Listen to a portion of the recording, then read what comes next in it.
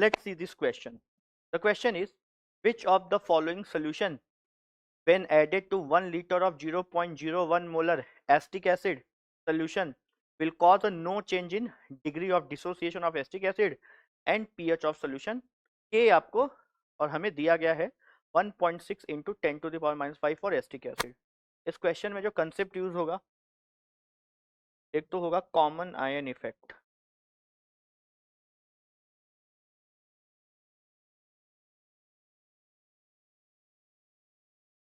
And दूसरा हम बोल सकते हैं मिक्सिंग ऑफ टू सोल्यूशन.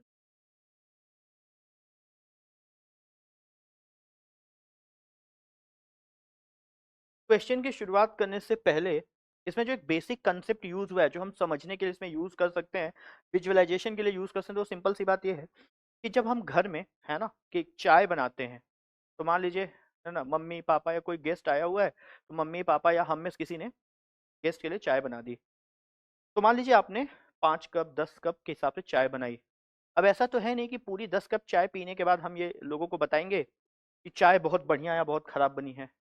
हम गेस्ट को देने से पहले जनरली हमारे यहाँ आदत ये होती है कि हम गेस्ट को देने से पहले एक छोटा सा अमाउंट ऑफ चाय निकाल लेते हैं और उसको पी के चेक करते हैं कि अच्छे से पक गई है क्या, चीनी शुगर सही है क्या, स्वाद अच्छा आया है कि नहीं आया है. और हमें ये बात पता है कि जो स्वाद अभी हम वो थोड़े से वॉल्यूम का ले रहे हैं, वही स्वाद ऑलमोस्ट क्या होगा, पूरे 5 कप 10 कप का होगा.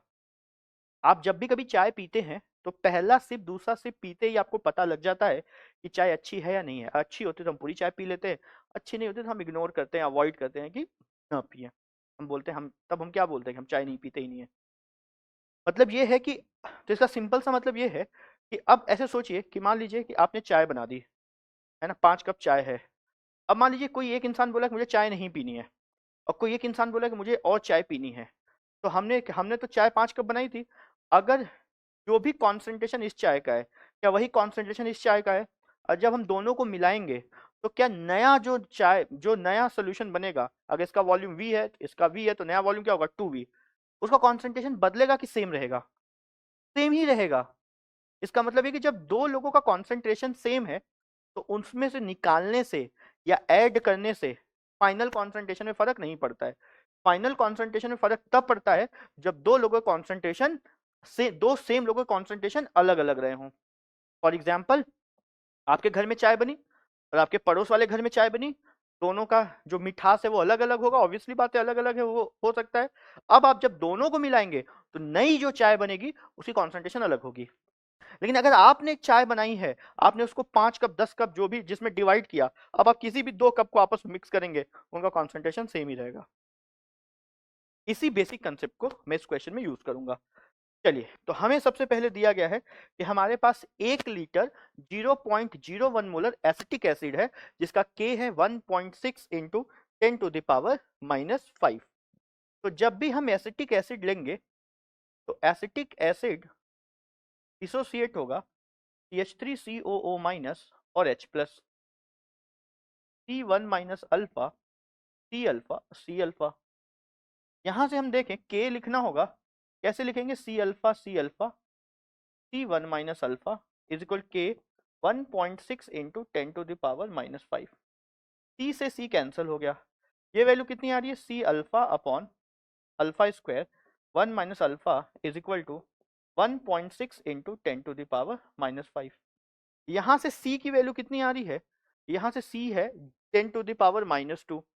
तो alpha square upon 1 minus alpha is equal to 1.6 into 10 to the power -3 और 16 into 10 to the power -4. Since हमें समझ में आ रहा है कि अल्फा ये रेशियो क्या है, बहुत कम है, तो 1 माइनस अल्फा की वैल्यू ऑलमोस्ट कितनी हो जाएगी, है ना? ये कम हो, अल्फा कम होगा, 1 में अल्फा ज्यादा होगा, तभी तो वैल्यू बहुत कम आ रही है. तो हम यहाँ से मान सकते हैं 1 minus alpha is almost equal to क्या, 1. तो यहाँ से अल्फा स्क्वायर क्या आ गया, 16 इंटू 10 टू द पावर -4 और alpha is equal to 4 into 10 to the power -2. मतलब 0.04 ये अल्फा आ गया यहाँ से. This is alpha 4 into 10 to the power -2. तो अगर हमसे कोई बोले कि इसमें H+ कितना कॉन्सेंट्रेशन कितना हुआ, तो c की वैल्यू थी 10 टू द पावर -2, है ना। c की वैल्यू अपने पास कितनी थी 10 to the power -2, very good. Into alpha अपने पास क्या है 4 इंटू 10 टू द पावर -2, मतलब H प्लस आया 4 इंटू 10 टू द पावर -4, है ना। CH3COO माइनस की जो वैल्यू है वो भी यही आएगी 4 इंटू 10 टू द पावर -4। अब मेरे कहने, अब जो अपन बोल रहे थे, अब ये एक इक्विलिब्रियम है, दिस इज अ इक्विलिब्रियम, इसमें कोई डाउट ही नहीं है। अगर हमने यहाँ पे H प्लस डाला, है ना, कॉन्सेंट्रेशन वाइज, अगर हमने 4 इंटू 10 टू द पावर -4 से कम या ज्यादा कॉन्सेंट्रेशन डाला, तो क्या लगता है नेट H प्लस का कॉन्सेंट्रेशन चेंज होगा? यस।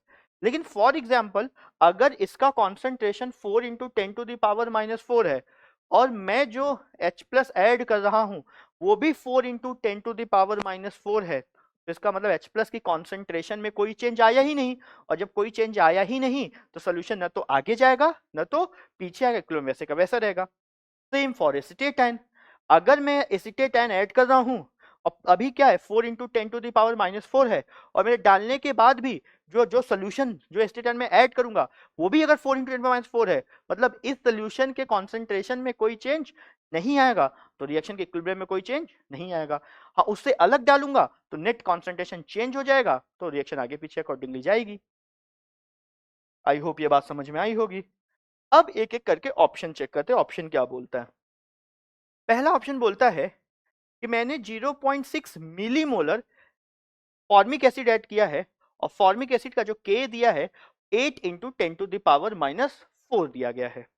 हम देखते हैं कि अगर हम फॉर्मिक एसिड अगर कहीं ऐड करते हैं, if we are adding formic acid, तो फॉर्मिक एसिड को ऐड करने से क्या फर्क पड़ेगा। तो फॉर्मिक एसिड टूटेगा H प्लस और HCOO माइनस, इसके लिए C1 minus alpha C alpha C alpha, option number 1। और जो के की वैल्यू अपने को दी गई है वो है 8 इंटू 10 टू द पावर, एक मिनट, 0.6 मोलर और 8 into 10 to the power -4, 8 into 10 to the power -4 ये के है, और सी की जो वैल्यू दी गई है वो 0.6 into 10 to the power -3 implies 6 into 10 to the power -4। यहाँ से वैल्यू क्या आएगी C alpha C1 minus alpha, यहाँ से C और C कैंसिल हो जाएंगे, 8 into 10 to the power -4 will be equal to C alpha square 1 minus alpha. C की वैल्यू चेक कर लेते हैं, 8 into 10 to the power -4, 6 into 10 to the power -4, alpha 1 minus alpha, cancel हो गया, ये 4/3 आया। अब सिंस अल्फा अपन 1 में अल्फा की वैल्यू ना तो बहुत कम है तो ज्यादा, तो कुछ निगलेक्ट नहीं होगा, इसको सॉल्व कर लेंगे। 4 minus 4 alpha is equal to 3 alpha, कितना आया 7 alpha is equal to 4, alpha यहाँ से कितना आया 4/7, और अल्फा अगर 4/7 आया है तो इसके पास कॉमन आयन क्या हो सकता है एसिटिक एसिड के लिए, केवल H प्लस, तो हम H प्लस की वैल्यू चेक कर लेते हैं। अभी H प्लस जो आएगा वो आएगा C अल्फा, C की वैल्यू है 6 into 10 to the power -4, alpha है 4/7, वैल्यू कितनी आ रही है 24/7 इंटू 10 टू द पावर -4, ये वैल्यू अपने पास निकल के आ रही है ना। अब अगेन से अगर H प्लस की वैल्यू, अगर H प्लस की जो वैल्यू है, अगर H प्लस की वैल्यू मैच कर जाती है तब तो कोई चेंज नहीं आएगा, और अगर मैच नहीं किया तब तो चेंज आएगा बिल्कुल। तो अगर हम इसको देख रहे हैं तो यहाँ से वैल्यू जो है वो चेंज नहीं आ रही है ना, सॉरी 25/7। अच्छा, एक थोड़ी सी हमने बेसिक गलती कर दी है ना, ये एक तो अल्फा स्क्वायर है फर्स्ट ऑफ ऑल, है ना, ये थोड़ा सा गलती हो गया, अपने को सही करना पड़ेगा इसको, मैथमेटिकल एरर हमने कर दी है, छोटी सी गलती की है। ये alpha square 1 minus alpha is equal to आएगा 4/3, ह्यूमन एरर है ना, करते करते एक स्क्वायर मिस हो गया तो गड़बड़ हो गया। तो 4/3 इज इक्वल टू क्या आएगा, अल्फा स्क्वायर 1 माइनस अल्फा, सब कुछ सही करना पड़ेगा, 3 alpha square is equal to 4 minus 4 alpha quadratic बन जाएगी ना ये, 4 alpha minus 4 is equal to 0। यहाँ से अल्फा की वैल्यू क्या आएगी, -4 plus minus b square plus 4ac 48 divided by 2a 6 -4 plus minus 64 by 6। 64 का मतलब 8, 64 का अंडर रूट मतलब 8, 8 प्लस ये क्या आएगा ऊपर 4 बाई 6, कितना है ये आया अल्फा 2/3 आ रहा है ना। तो थोड़ी सी मिस्टेक हो गई थी, वो अपन देख लेंगे। अल्फा की वैल्यू क्या आ गई, 2/3 आ गई। तो यहाँ से जो H प्लस आ रहा है, H प्लस आएगा C अल्फा, C की वैल्यू कितनी थी 6 इंटू 10⁻⁻4 और अल्फा आया 2/3। तो यहाँ से वैल्यू जो आ रही है वो आ रही है 4 इंटू 10⁻⁻4। H प्लस कितना आ रहा है यहाँ से 4 इंटू 10⁻⁻4। और जो H प्लस एस्टिक एसिड के पास था वो भी कितना था 4 इंटू 10⁻⁻4। इसका मतलब ये है, इसका मतलब क्या है, इसका सिंपल सा मतलब इतना है कि इसकी वजह से क्या होगा, जब हम यहाँ पे H प्लस सेम ऐड करेंगे तो रिएक्शन ना तो आगे जाएगी ना तो पीछे आएगी, तो ना तो कॉन्सेंट्रेशन में कोई चेंज आएगा, मोल्स में कोई चेंज नहीं आएगा, और ना तो मतलब मोल्स का मतलब H प्लस के मोल्स में तो चेंज आएगा, कॉन्सेंट्रेशन में कोई चेंज नहीं आएगा। कॉन्सेंट्रेशन में चेंज नहीं आने की वजह से पीएच में चेंज नहीं आएगा, और रिएक्शन आगे पीछे नहीं जा रही है तो डिग्री ऑफ डिसोसिएशन में चेंज नहीं आएगा। लेकिन हाँ, मैं फिर से अपनी बात को रिपीट करता हूँ, अगर हम इसके अंदर H प्लस ऐड करेंगे तो क्या H प्लस के मोल्स बढ़ेंगे, क्या H प्लस के मोल्स बढ़ेंगे, यस मोल्स तो बढ़ेंगे, लेकिन कॉन्सेंट्रेशन नहीं बढ़ा है। जब हम 2 कप चाय को मिक्स करेंगे तो चाय का अमाउंट बढ़ेगा, उसमें चीनी का अमाउंट बढ़ेगा, उसमें चाय की पत्ती का अमाउंट बढ़ेगा, है ना, वॉल्यूम बढ़ेगा, लेकिन मिठास में कोई चेंज नहीं आएगा। इन द सेम वे हम जब 2 H प्लस को मिक्स कर रहे हैं तो H प्लस का कॉन्सेंट्रेशन वही का वही रहेगा, और जब कॉन्सेंट्रेशन वही का वही रहेगा तो पीएच में कोई चेंज नहीं आएगा।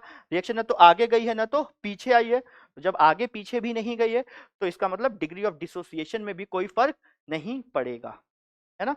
ध्यान से देख लीजिएगा यहाँ पे, है ना, अपन ये ध्यान से देख लेंगे कि यहाँ पे क्वाड्रेटिक अपन से मिस हो गया था, तो हमने क्वाड्रेटिक इसमें सॉल्व करना पड़ गया, तो अल्फा की वैल्यू 2/3 आ रही है। तो पहला ऑप्शन जो है वो अपने को करेक्ट सा लग रहा है कि एकदम परफेक्ट है, पहला ऑप्शन एकदम सही लग रहा है कि इसके ऐड करने से रिएक्शन ना तो आगे जाएगी ना तो पीछे आएगी। बी ऑप्शन, आप 0.1 मोलर एसीटेट आयन ऐड करेंगे, इसका मतलब ये तो सॉल्ट है, सॉल्ट स्ट्रॉन्ग इलेक्ट्रोलाइट होते हैं जब तक ना बोला जाए। आपने कितना ऐड किया 0.1 मोलर। अब रिएक्शन को ध्यान से देखिए, अगर आप 0 पॉइंट एस्टेट आयन का कॉन्सेंट्रेशन है कितना 4 इंटू 10⁻⁻4, आप जो ऐड करें वो 0.1 मोलर ऐड कर रहे हैं, तो क्या इससे अलग कॉन्सेंट्रेशन ऐड किया है, यस। तो क्या अब रिएक्शन में चेंज आएगा, हाँ, सिंस आप 0.1 मोलर ऐड कर रहे हैं, ज्यादा ऐड किया रिएक्शन पीछे जाएगी, और पीछे जाएगी तो डिग्री ऑफ डिसोसिएशन भी चेंज होगा और ये H प्लस वगैरह भी चेंज होगा, है ना। तो अपन ये बिल्कुल बोल सकते हैं, है ना, कि यहाँ पे चीजें बदलेंगी, और बदलेंगी तो ऑब्वियस सी बात है कि इसमें चेंज आएगा, तो ये अपना सही ऑप्शन नहीं हुआ। अब चलते हैं अगले ऑप्शन की तरफ। हमने 0.4 मिली मोलर HCl ऐड किया है। HCl एक स्ट्रॉन्ग इलेक्ट्रोलाइट है, इसमें आपने H प्लस कितना ऐड किया है 0.4 इंटू 10⁻³ और 4 into 10⁻⁻4 molar H plus add किया है। और अगर इतना H प्लस ऐड किया है तो अगेन रिएक्शन को कोई फर्क नहीं पड़ेगा, क्योंकि रिएक्शन में ऑलरेडी इतना ही H प्लस था, तो इसमें भी कोई फर्क नहीं पड़ेगा। अगली बारी है 0.01 molar acetic acid. 0.01 molar acetic acid पहले था, उसी एस्टिक एसिड में एकदम एग्जैक्टली वैसा एस्टिक आप मिक्स करेंगे तो नया सोल्यूशन थोड़ी बना, वही का वही सोल्यूशन हुआ, मतलब इससे भी कोई चेंज नहीं आएगा। तो correct options will be A, C and D. I hope you understood. Thank you so much.